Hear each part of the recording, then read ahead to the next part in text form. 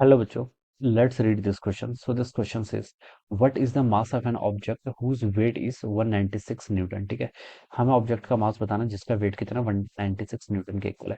तो देखिए बच्चों, इस क्वेश्चन का की कॉन्सेप्ट आप क्या लिख सकते हैं. The key concept of this question, weight लिख लीजिए. वेट देखिए क्या आपका फोर्स है, क्या आपका weight is a kind of force. ठीक है, और ये आपका न्यूटन सेकंड लॉ पर बेस्ड क्या क्वेश्चन है. ठीक है, अब देखिए बच्चों, किसी ऑब्जेक्ट का देखिए आपको क्या दे रखा है, वेट गिवन कर रखा है. वेट किसके इक्वल आपका 196 न्यूटन के इक्वल है. देखिए बच्चों, वेट होता है आपका मास टाइम्स ग्रेविटी के इक्वल. ठीक है, अगर हम अर्थ पे बात करते हैं, ठीक है, तो यहाँ पर हम क्या लिख सकते हैं, मास टाइम्स जी के इक्वल लिख लेते हैं. ठीक है, तो वेट किसके इक्वल हो गया आपका, मास टाइम्स जी के इक्वल हो गया.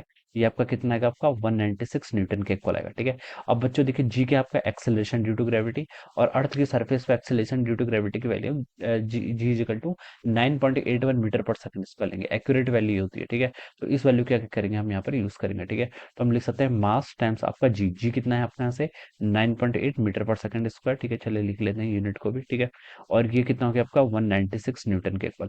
तो देखिए बच्चों, अगर हम यहाँ से मास को लिखें, देखिए न्यूटन को हम KG metre per second square भी लिख सकते हैं. ठीक है, तो मास हो जाएगा यहाँ से आपका 196 डिवाइडेड बाय, देखिए कितना हो जाएगा यहाँ से 9.8. ठीक है, और यहाँ से क्या बच गया, न्यूटन होता है आपका KG metre per second square, और मीटर पर सेकंड स्क्वायर यहाँ से है तो मीटर पर सेकंड स्क्वायर तो कैंसिल हो जाएगा, केजी वाली टर्म लेफ्ट हो जाएगी.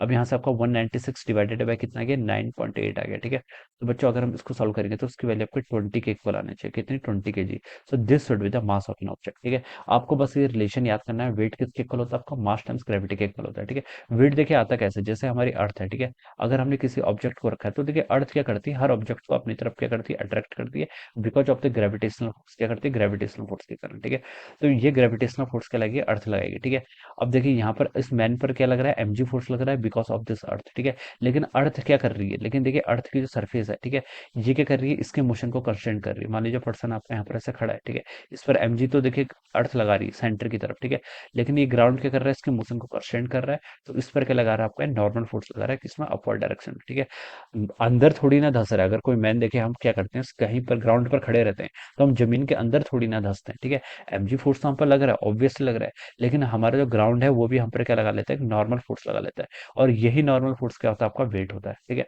अगर हम किसी वेइंग मशीन के ऊपर बैठ जाते हैं, ठीक है, किसी वेइंग मशीन के ऊपर, तो हमारे पास एमजी तो ऑलवेज लगता है. ठीक है, और ये नॉर्मल क्या करता है, नॉर्मल हमारी वेइंग मशीन लगाती है हम पर अपवर्ड डायरेक्शन में, और यही जो हमारा नॉर्मल फोर्स होता है यही आपका वेट कहलाता है. क्या कहलाता है, दिस इज अ वेट. ठीक है, तो यहाँ से हम लिख सकते हैं एन एमजी के इक्वल हो जाएगा. ठीक है, क्योंकि बॉडी पर्सन तो आपका क्या इक्विलिब्रियम पर है, वर्टिकल इक्विलिब्रियम पर है, तो एन एमजी के इक्वल होगा, तो वेट हम यहाँ से एमजी के इक्वल लिख सकते हैं. तो यहाँ से हम इस फार्मूला का यूज करेंगे. So this 20 kg will be the answer of this question. All right, so I hope you all understood this concept. All the best and thank you so much.